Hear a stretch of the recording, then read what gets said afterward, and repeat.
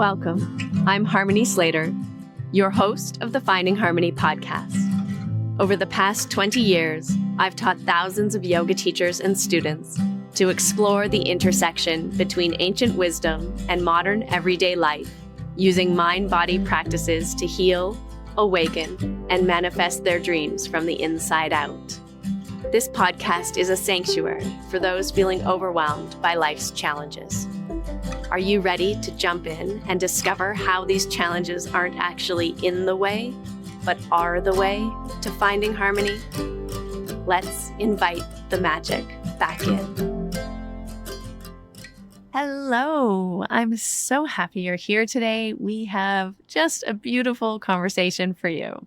So I love the science-backed woo. I love the mystical, spiritual side of life. I also love understanding why it works and how it works in our body and real strategies that we can do, practical strategies that we can do to feel fulfilled, to really feel connected to something greater than ourselves, to enhance our quality of life and our sense of success and well-being and self-worth, so that we can really tap into our true creative potential and all of the possibilities that are within us and bring them into the world and bring them into light. And today I am talking to my dear friend, Anita, who is also a soul strategist and success coach. And she is an amazing human being of Indian descent growing up in Toronto. We are going to talk about her experience growing up and how it led her on the journey to become who she is today, how she combines spirituality, science, and strategy to make that sweet spot that she calls soulful success. And so I think you're going to love this conversation. We are geeking out on all of these aspects: science, spirituality, actionable steps, and personal self-development, and giving you some real things that you can do to develop high performance habits and really live your best, most fulfilling life. We are going to pull a tarot card and just see where this conversation goes. I cannot wait for you to find out. So let's jump in. Hi, welcome to the Finding Harmony podcast. I'm so happy you are here today because my guest is a soul strategist and success coach, Anita. How do I say your last name? Rombough. Rombough.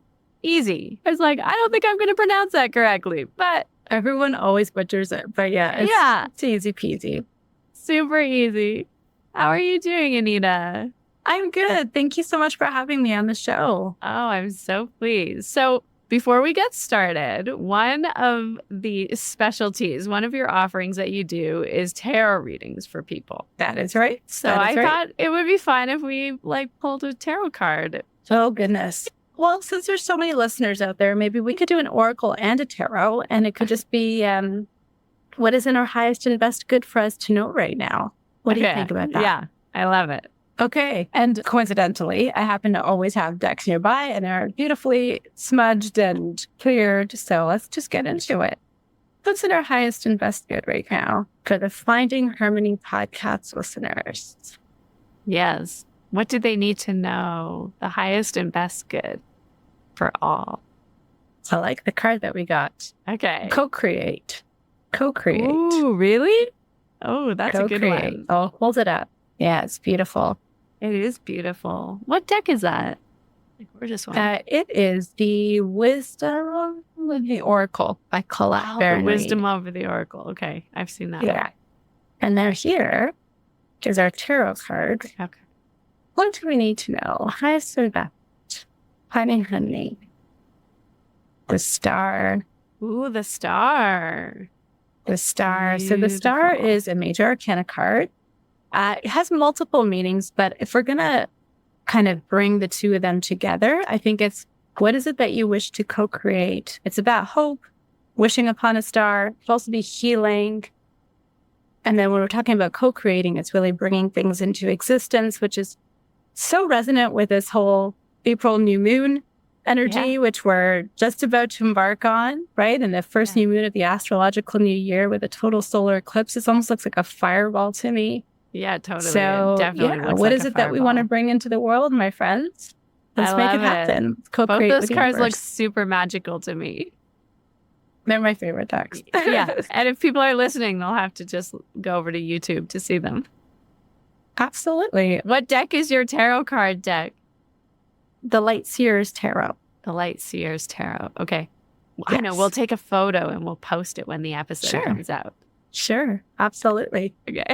I'll send you a picture right after this. Awesome. All right. So we're ready. We're co-creating and bringing hope and new things into our dimensions. Yeah. Absolutely. Cool. Bringing all those things we're wishing upon. All the things, all the wishes are All the coming things. true.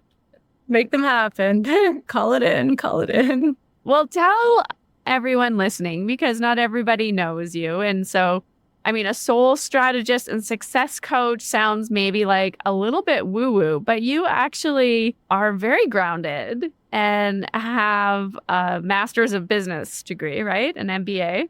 Yeah. And you were also a psychologist and occupational therapist for a while. I was an occupational therapist. I also have an undergrad in psychology as well. Right. Yeah.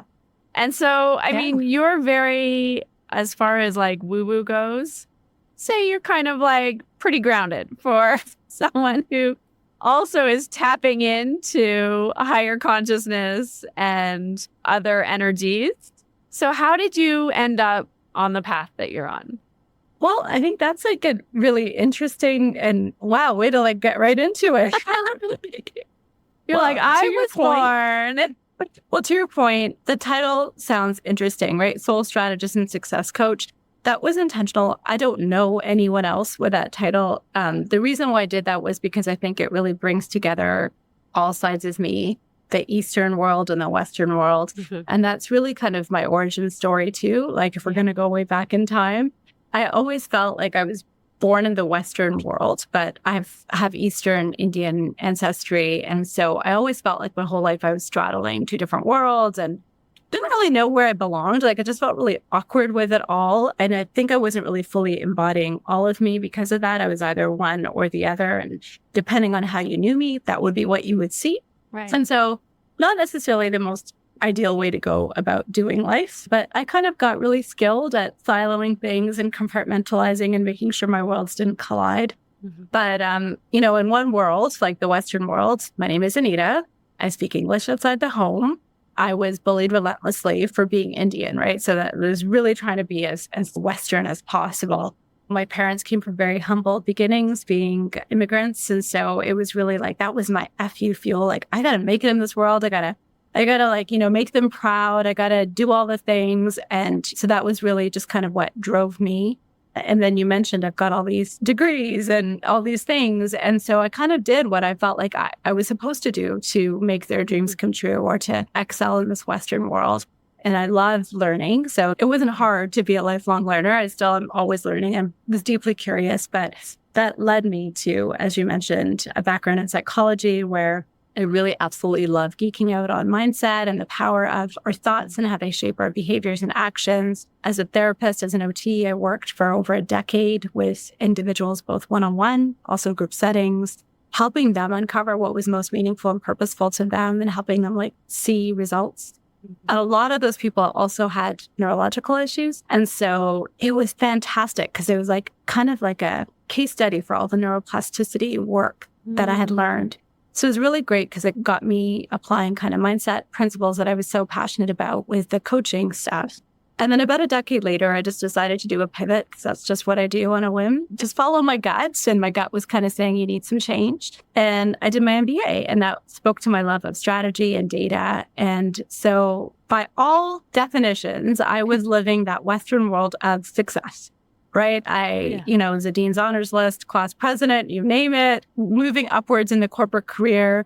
Should have been really, really happy. But I did feel like something was missing and I wasn't really sure what it was. And I was always looking for what's next. That could just be part of my curious nature, but it was just different. And then when you contrast that to that other side, that other world that I was straddling, the Western world, the woo-woo world, the Eastern world, I was always very spiritual and intuitive. I taught myself to meditate when I was 7 years old. I was probably reciting Sanskrit mantras when I was 4.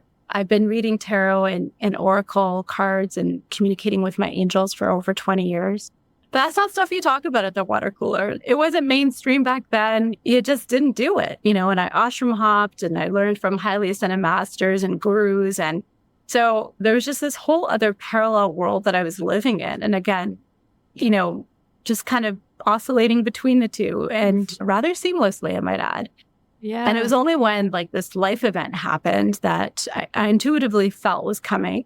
And it involved kind of me starting all over again, having this opportunity to chart my own path again. Did I figure out that maybe it's time to embrace all of me and embody all of me? And in retrospect, looking at all of those things, all the different pieces of education, the hard pivots that I thought, oh, did I just waste my time doing therapy when now I'm a healthcare leader leading large teams?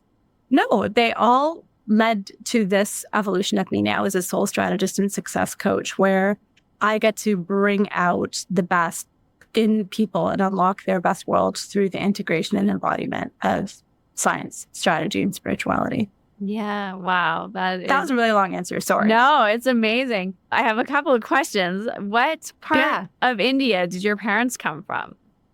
Yeah. So my parents are from the north. So my dad was actually born in Pakistan and then ended up leaving and being raised in Chandigarh and Amritsar. And so near the Punjab area. Yeah. And my mother was in a tiny little village in India, close to Delhi, I would say. Amazing. I was in Amritsar years ago. We went to the Golden Temple. So beautiful. Cool. Yeah. And have you traveled to India frequently or?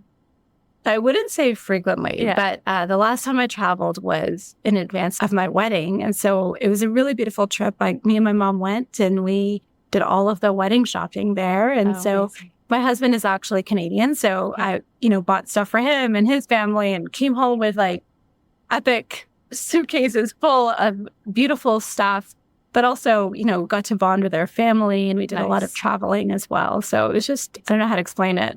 I feel like I'm home when I'm there. And so it's we're gearing up for another trip soon.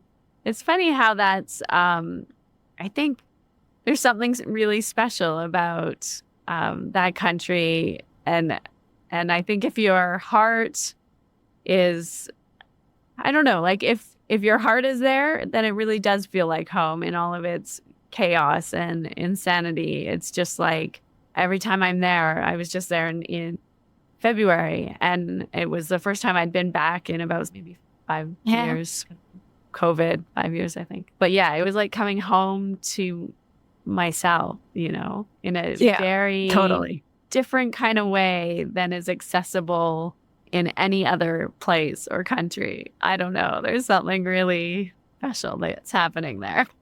It unlocks something in you. I wonder if it's on a ley line or something, but there's definitely some special energy there. Yeah. Sure. Yeah. I don't know. It's really tapped in. Just maybe it's part of me thinks it's maybe all the consciousness that everything's really about God and focused on God. And even when it's not, it's still about God. And all the shops are named after deities and gods and goddesses. And I don't know. I feel like there's just a lot of cosmic energy or otherworldly energy being concentrated into that area of the world because the people are so also tapped in and tuned into that area of the world. Yeah, for sure. So how do you help people access this? Because these are all innate abilities that we have to tune into intuition or to connect to this higher consciousness or to this energy that's beyond just our bodies. And so how do you help people, if they're interested, come into a place or a space within themselves where they would be open to, not even be open. Obviously, if they're coming to you, they're probably already open, but where they would know that they're accessing this higher intuition. Yeah, I think it comes down to a couple of things. So one is there's a lot of tools, as you know, right? Yeah. Like from one So spiritual many. seeker to another, there's so many tools. And so it's about finding those tools that resonate and work for you. So my job, and you're right, most of the people that do come to me have that spiritual curiosity to them, right? They might, a lot of them are like, still very much embodying, and we live in the Western world. So we have to embody that Western world. We're all part of that. But it's how do you integrate those other levels of you? There's more of an insatiable curiosity, I would say, when it comes to self-discovery. And I think also the pandemic was very helpful in unlocking in people the fact that there was a bigger, deeper meaning behind life. Like it wasn't just about getting a paycheck or, just the superficial things that we do, the relationships that we have, all that kind of stuff. So people are looking for a deeper connection to themselves. And it's really, again, I think it comes down to creating success in whatever way they define it. So that's what a lot of the work that I do is, when I shared with you my story, I did a lot of the things and I'm incredibly proud of them. And I'm happy that they all led me to this place where I feel like I've experienced this thing called soulful success. And that's what I help unlock in other people as a soul strategist and success coach. And to me, it looks very different between every single one of us. There's no like, this is the path forward. Thou shall do this if you, climb the ladder like this and by this time. And it's not like that, and it's about to like make it really last, that's the integration of the science, which is the mindset piece and the strategy with the spirituality, the deep connection to ourselves and the deep alignment to ourselves. And I really feel like when we achieve that, that's when we can experience personal fulfillment and impact and financial prosperity. So it's kind of marrying the best of all of those worlds, which is why I say I take the best from the Eastern world and the Western world to create your best world. Because I really do feel like that's what happens. And it's available for every single one of us. And I feel like we all deserve it and are worthy of it. Sometimes we just need a little bit of help in like unlocking that for ourselves. That's my role. Yeah. And I like that it looks different for everyone too. And that there's something,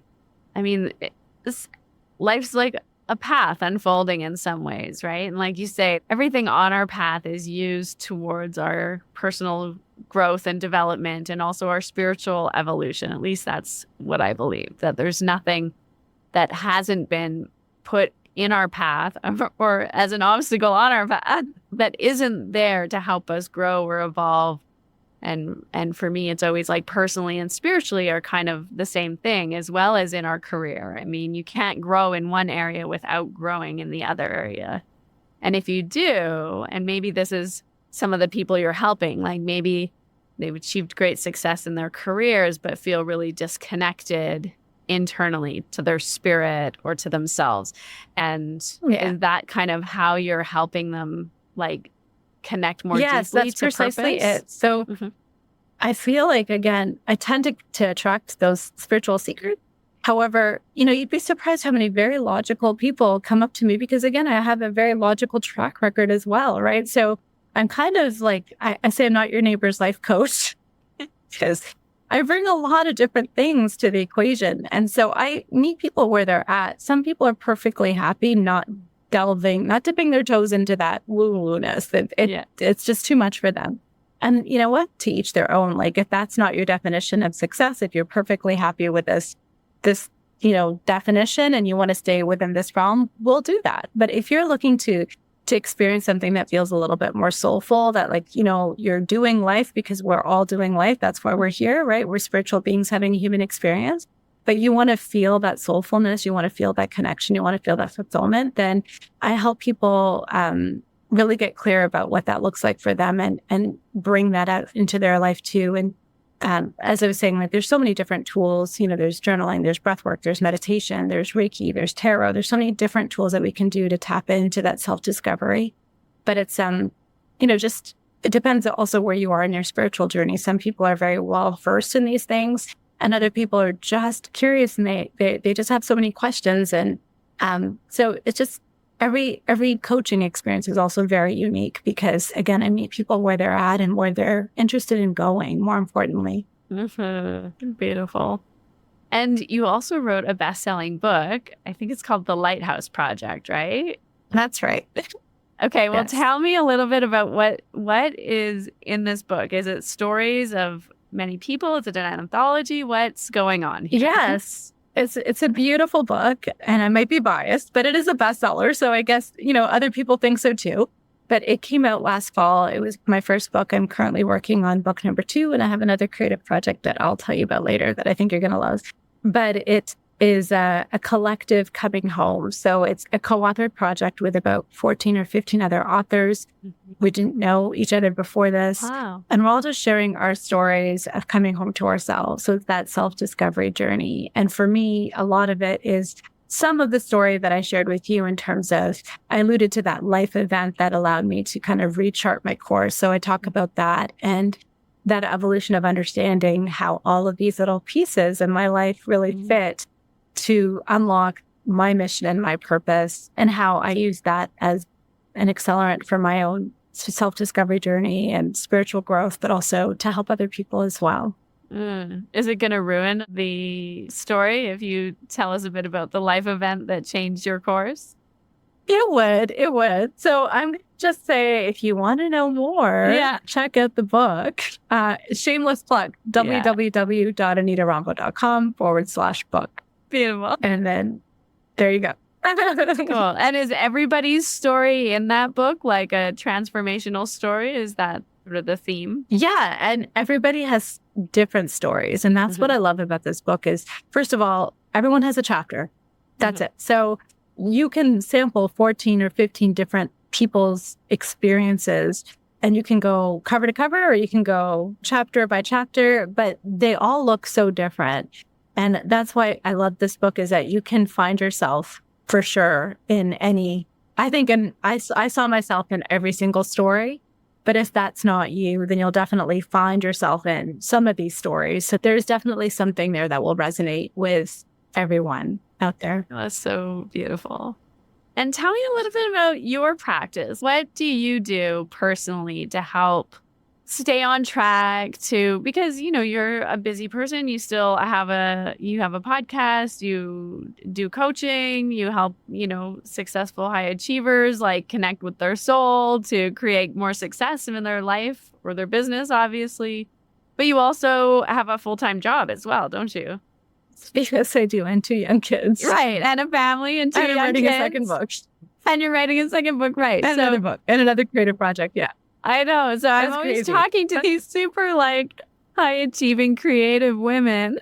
And it's always a really interesting question. Like, how do you take care of yourself? What are your own types of practices or things that you've found really help to keep you, I don't know, feeling connected? I mean, I think that's the thing, is when sometimes we're neglecting ourselves, we start to get the signs of burnout, and we feel like not connected anymore to that creativity. And as a creative, it's really important, or even to tap into your intuition, it's really important that you're in that space where you're feeling connected, right? I mean, and even as a mother, you want to parent from that space where you're feeling connected. So what do you do to make sure you're aligned?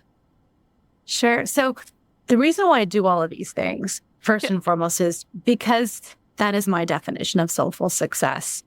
And so that, I feel, is where I'm at my highest and my best. And that's when I can vibrate at that level, then I think that I can serve with that same energy to help other people, but also to advance those projects, et cetera, et cetera. But I think there's 3 things that I think are extremely essential and necessary if you want to embody soulful success. And those are authenticity, alignment, and then abundant. And so those, I touched on authenticity, how my whole origin story was I didn't feel like I was one or the other, but I wasn't all, right? I didn't feel like, even when it came to doing life for success, that I could be all. It was either do the external thing or be at peace. But hey, did you know that you could be outwardly successful and incredibly fulfilled and peaceful on the inside? Did you know that was a thing? I don't know. We don't glamorize that, right? So for me, I think it's really important to stay in alignment with myself, with my vision. And this is also where that soul strategist and success piece comes, the East-West right? I'm a ninja when it comes to time management and productivity principles. And I love all that kind of stuff and focus stuff and, the mindset piece. But then I'm also like the Zen master who loves to meditate and like stays grounded and, nature's your outlet. So I think it's like integrating all of those aspects, both not only with my coaching practice, but I got to walk the walk, especially if I'm doing all the things, right? So what do I feel called to do? Like what I feel aligned to do? What am I in integrity with in terms of my values and my goals and my visions? And just adopting, an abundance mindset. But really, I think if we want to, we can go through those 3 pillars. Let's just go in order, like authenticity. If someone's Sure. sure, you have to really know yourself in order to be authentic. Yes. And that's usually where I start with people is know thyself. Like, what is your definition? What is your vision? What is my vision? Right. And every single day could look differently. Like on a weekend or during like a hockey game for my children, it might be being all in for that. Right. But if I'm like, creating space to do a creative project, maybe that's the focus. Right. So what is the focus? And I would say with authenticity, it's like the definition we talked about it is being true to yourself. Right. So if you aren't living in a way that's true to you, like your highest vision and your dream for yourself, you won't achieve soulful success, right? You'll be doing what I did before in my life where you won't feel happy or fulfilled, or maybe you'll have those external markings of happiness or of success, but there's going to be something where you're feeling like your life is in service of what others want you to do or what you think you should be doing versus what would really light you up, right? And so when you're doing that, I think people run into the feelings of feeling lost or stuck or disconnected. We talked about that earlier, right? And so I would just say that the reason why I think authenticity is so important is that I really do firmly believe that we're all here for a reason. And if that's the case, then that reason is to embody you, all of you, right? Like be unapologetically you, take all that space, right? And so when I was compartmentalizing my life, like that part, I think I've already alluded to it, like came from this deep-rooted belief somewhere that you could either just do it this way or you could be like this. You couldn't be all of you, Yeah. And it was only when I was able to unleash that and experience that personal transformation for myself that comes from, okay, this is me. This is all of me. This is what I want. This is what's going to make me happy. That's where authenticity comes. And that's where soulful success comes, right? Is where you feel personally fulfilled, right? Because we said personal fulfillment, impact, financial prosperity. That is my definition of soulful success.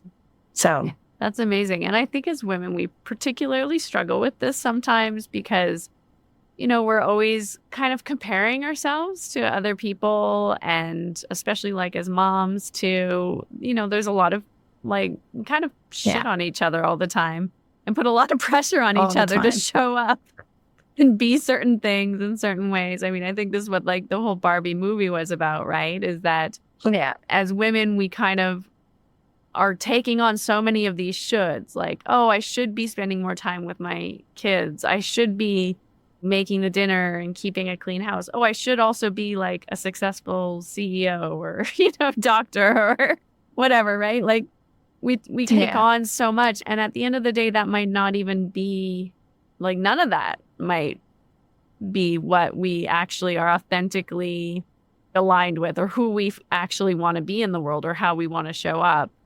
And so much of that work I feel must be about learning to really listen and understand yourself without listening to the voices of our culture or our ancestors in some ways too, right?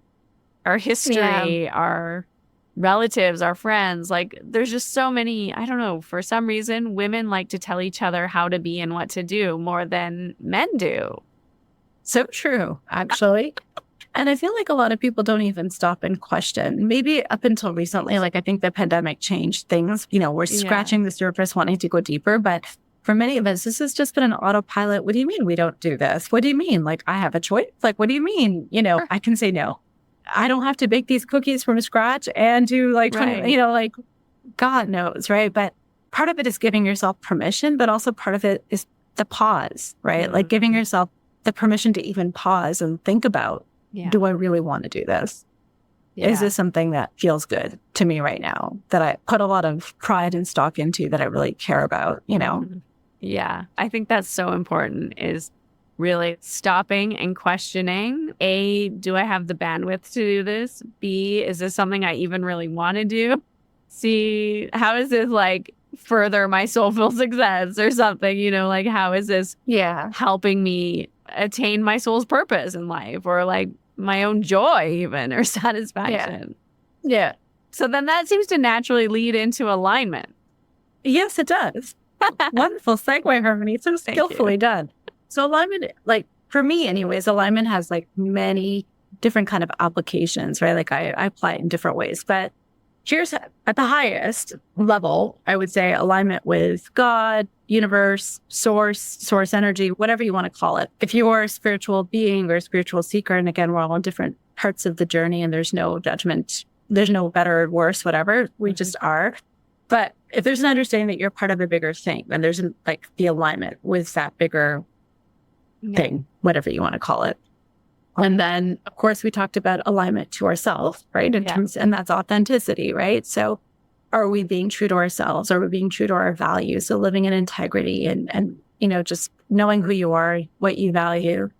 And then also then this could tie into the first, like but alignment to energy. So again, if you think of source energy, it could be the same thing, but what feels good to you, right? And we talked about this a little bit earlier too. So it's just a natural segue.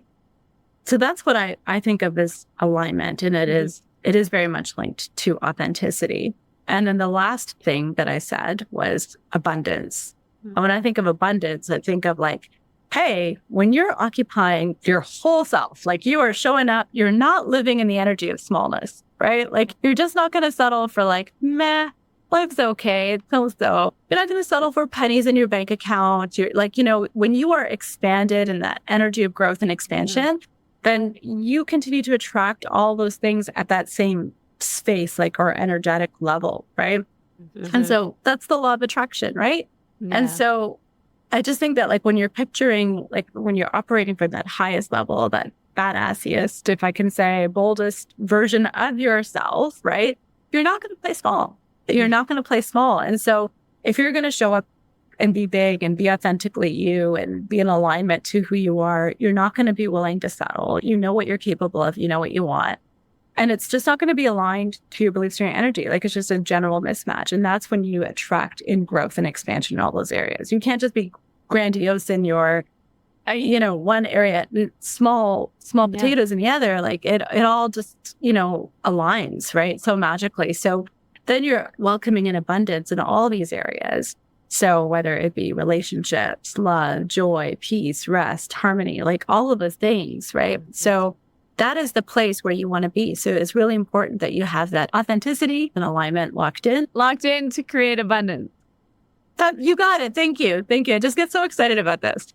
So it really depends on like what you define as successful, right? So for me, having experienced both versions of success in my life, the Western derived, toxic, productivity, hustle culture, go, go, go. There's always something, chasing a carrot, just figuring out like what's the next carrot to chase and just feeling tired and run down and burnt out and just I have all these great things on the outside, but why don't I feel great? Or, finding something that just feels like, hey, this actually feels good. And I am just as equally as successful. Like, yes, I can have it all. It depends what definition you resonate with, but abundance would have a very different meaning for both, right? So one would be probably more material and the other one will be a little bit more richer in its connotation, like literally, because it's more well-rounded, I would say. Yeah, that's so true. I think that's interesting too. This idea of sort of we get what we create, right? So, oh, wait a second. Co-create. Let's wish on that star and co-create, right? We've come back around.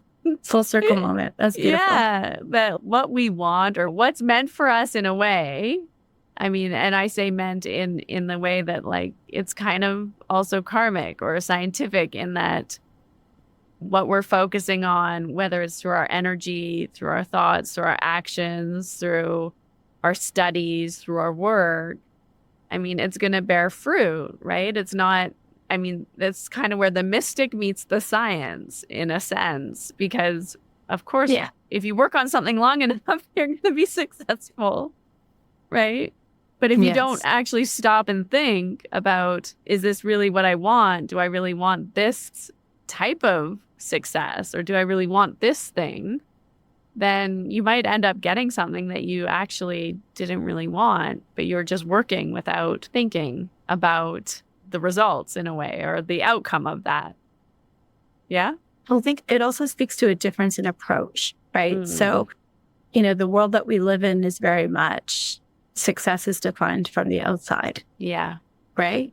Yeah. It's the paycheck. It's the job title. You and I talk, we meet for the first time, probably so what do you do? That always comes up. It's just one of those kind of pet peeve questions I have, because does it matter? Like for this, little run-in that we have, does it change anything? But you know what? It is everything for people. They form instant impressions of you, but we're like, what car do they drive? What, there's all these things, right? And that's dangerous, because when somebody else is defining your ability to be, if you're successful or not, or giving you permission to feel happy because of what you've achieved, like they're telling you that you're appropriate for a job or not, what that job title is called, how much that job is allowed to make. Nope, can't give you a penny over that. It just doesn't make sense to me. Like we're chasing something externally outside of us, and we're never going to catch it. We're never going to get it. Yeah. The other approach is more internally driven. So it's an inside out approach, right? It's doing that deep work. And when we do that deep work, it trickles out into the outside. So you're going to get all the same things that you would the other way, but you can't go outside in, or maybe you are outside and then you go inside because you realize that disconnect. And then from there, it's an inside out approach. Like then you kind of, at some point in your life, there might be that pivotal turning moment for you. I love that. We talked about that when I was on your podcast. That's right. Chat That's podcast. Right. This is why we resonate so much, right? I was like, we got to keep talking. Yeah, totally. And I think it's really interesting too, because I think and I'm sure it's part of what you do, it's part of what I do, but it's like also clearing some of the unconscious blocks, because those unconscious obstacles or the upper limits that we have, that we set for ourselves, actually show up in our reality. We start to project those outwards and in some way. And we might not even be conscious that it's because we're projecting them outwards that they're showing up, right? So learning to clear some of those things, which again, is both like the science and it is kind of mystical how it happened. Yeah. And so it's one of those things that I love geeking out over. I know you do too, because we've had so many great conversations about this. But that's where I have all these different frameworks that I've developed that support the mindset reframing, right? And working with people with neurological or brain issues, just seeing how the brain can rewire and reframe. So I kind of approach it from a scientific perspective because I like that stuff. But I'm also doing the energy work. Yeah. And I love doing it from both different angles. But you're absolutely right. Like success is, what was it? There's some statistic, 80% mindset, 20% strategy, right? Yeah. And so if we're talking about soulful success, then, mindset plays a huge role in it. So whether you're doing it from more of a spiritual basis or a scientific basis or a combination thereof, like it's absolutely critical to clear that energy. Yeah. I love that quote, that I don't know who said it, but, whether you think you can or you think you can't, you're right. But like, we also can't just like pretend that we think we can. You actually have to believe it. And so to actually believe it, you have to sit with and get real with all the reasons why you think you can't. Right. And so you have to actually go into that shadow side, into that dark side of yourself and be with it and look at it. And then see, do the work around it to, like you're saying, reframe those self-doubts or those limitations that we believe to be true in order to clear them so that we can actually believe that we can do something, right? Yeah, and it's so true. And, before we got onto this podcast, I was just saying to you in passing, one of my goals, right, was to be more visible. And literally for Q2, that is a goal that I have. And I did exactly what you said, just wrote all the reasons why this is not working for me right now. what are the blocks? And a lot of it came from that first story that I told you, where I felt like it wasn't safe to be me, right? Like I had compartmentalized and siloed everything. It was like, thou shalt not be seen, right? I was bullied relentlessly for my skin color. I was called really horrible names. Back then, spirituality, meditation, that stuff wasn't fashion forward, right? Like that would just be another like thing, another reason to be targeted, right? Not to mention like intuitives, like witches or, well, you know, like they're not always readily accepted in our culture, right? So still not. There's so many reasons, so many psychological reasons why, right? There's so many psychological reasons why, oh my God, of course fear is in the way. Of course, right? We're all human. We're all on this path. We all have those, whatever it is for you, you've got a ton of blocks too. Like, and it's about getting clear with what they are. And then I'm a work in progress, just like everybody else, right? Yeah. Yeah. I love that. You're speaking also to the importance of like, it's a journey. Like life is a journey. Clearing our own bullshit is a journey.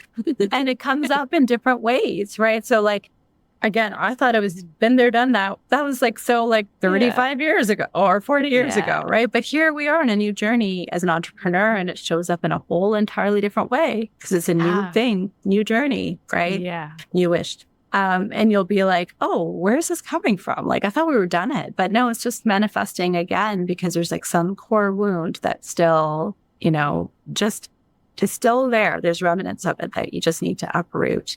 Yeah, totally. So, I think there's definitely, those core stories, those core wounds that keep showing up, even though you know they're there and you've probably cleared them before, but you want to up level to that next stage in whatever journey or whatever, you know, thing you're doing. As soon as you try to or attempt to stretch past your comfort zone, then it sparks up the fear. And it's often the same old fears, right? It's like, oh no, always. I'm not safe sometimes again. Disguised. Exactly. For sure. And so then it's so important to go back and like you say, just recognize. And, you know, I think this is where we get a lot of that, even kind of reparenting ourselves, right? And having self-compassion and forgiveness and all of the things so that we can, you know, feel safe as we're expanding into that abundance. Absolutely. Yeah, but it's not easy. Nope. And that's why I just love this work, because again, even as a work in progress, I love doing this work on me, but I love unlocking that transformation in other people too. Sometimes it's easier to work with others than it is yourself, right? And that's why everyone needs a coach, every single one of us. And that's, you know, we share that common ground too. I'm pretty sure, right? So yeah, for sure. Especially coaches, because you gotta be in the work. You gotta be clearing your stuff. If you're teaching others or leading others or coaching others to, you know, be their best selves, you have to always be working and doing your best to be your best one step version. Ahead too, I would say, right? Because you know, you've got to be where people want to go, right? Yeah, it's beautiful. So tell everyone where they can come and find you and what your offers are. How can they work with you? I mean, I know they can come get a tarot reading. I think lots of people come to you for that. Yes, they do. So yes, you can get a tarot reading from me. I would love to say that, you know, we were talking about energy and alignment and all that kind of stuff. So some of those tips and tricks, if I can just leave your listeners with something to support them in their soulful success journey. We talked about this before, is the awareness, right? The awareness piece. So taking that permission to pause and using any kind of tool, whether it be meditation or breath work or journaling, to really get still and check in with yourself. The other one is energy. And I like to think of energy as our fuel tank or our barometer of our alignment. And so the best thing we can do for ourselves is to just check in and see, are we high vibe or low vibe? And not to say that we're never going to ever be low vibe ever again if we take this whole full success journey, but as long as the positive outweighs the negative, like your fuel tank is leaning more towards full, you're on the right path.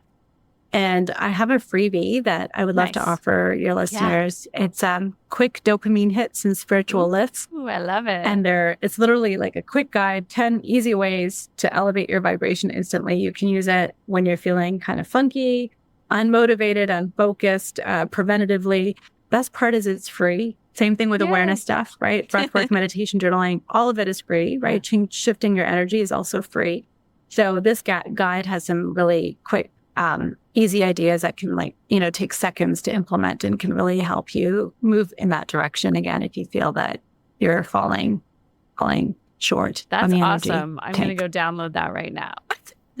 Thanks. I think it's so good too, because again, it's also where science and spirituality come together because, sometimes we think, oh, it's just about being high vibe, but there's actually something chemical going on in our body when we're feeling really high vibe and good. And when we can activate that chemical response in our brain or in our body, like giving ourselves dopamine hits. Absolutely. Then of course our energy goes up and our mindset goes up. The best of the East and the West, right? Yeah. Science, strategy, and spirituality. Boom. Dopamine hits, spiritual lift. So definitely feel free to check that out. And you can follow me on Instagram at Anita Rombough, or my website is www.anitaRombough.com.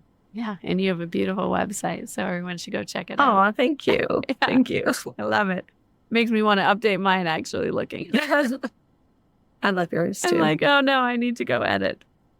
We were just talking also before we got on about all this never ending, gotta do this, improvements and work things that we could do to elevate our game as entrepreneurs. It just never ends. So we just gotta close our eyes and just. That's right. You just gotta say it's good enough, and walk away. Absolutely. I'll do that other thing. I know. The life of an entrepreneur, even a spiritual entrepreneur. I know I coach a lot of yoga teachers or other coaches who are, wanting to do more spiritual, they want a spiritual business or a business that's focused on mindfulness and yoga or meditation. Exactly. And I'm always like, there's still a lot of work to do in that. Just breathe it out. Keep that energy high. Yeah. And close your eyes. Yeah. And it's interesting too, because I think it is also a blending of the West and East in a way too, because you have to get really savvy with technology if you want to be an entrepreneur or have a lot of money to hire out. Yeah.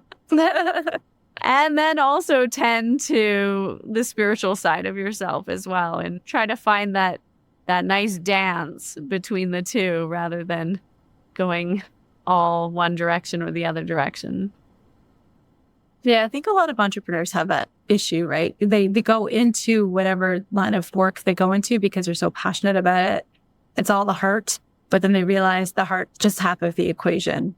And then there's this other piece that they need to figure out.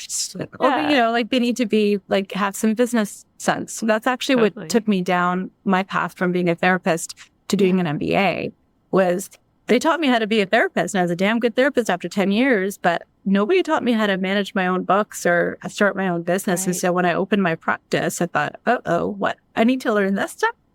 Yeah. And then I was like, okay, well, I'll just do my MBA. And so that's what I did.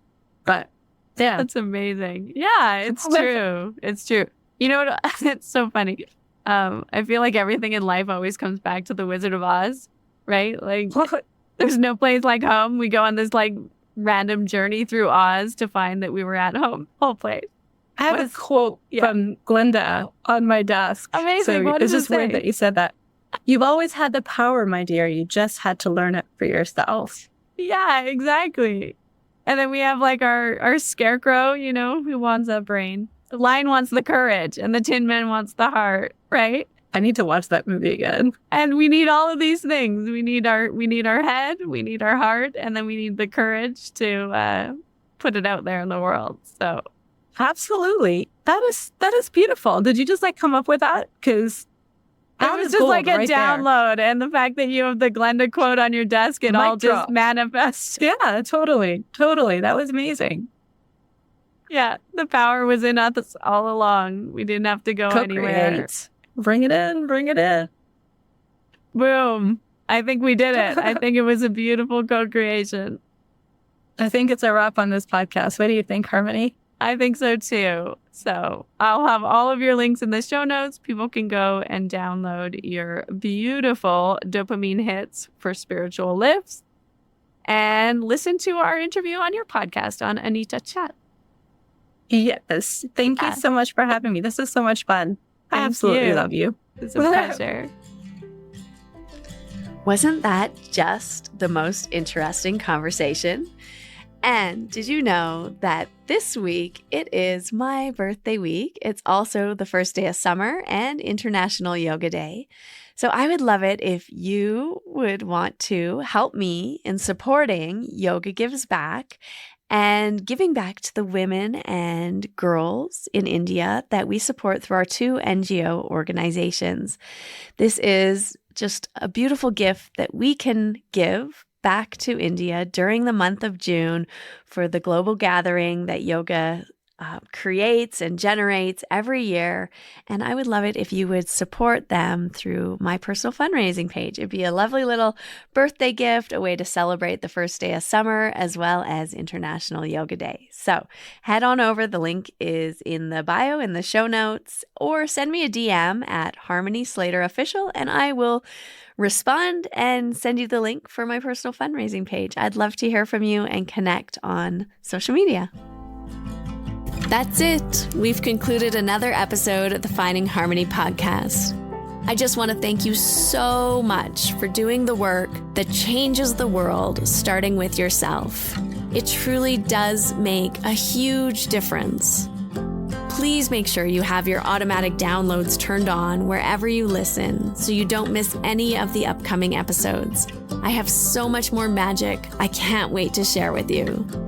Lastly, if you're on Instagram, I love connecting and hearing from you. So come on over and say hello at Finding Harmony Podcast.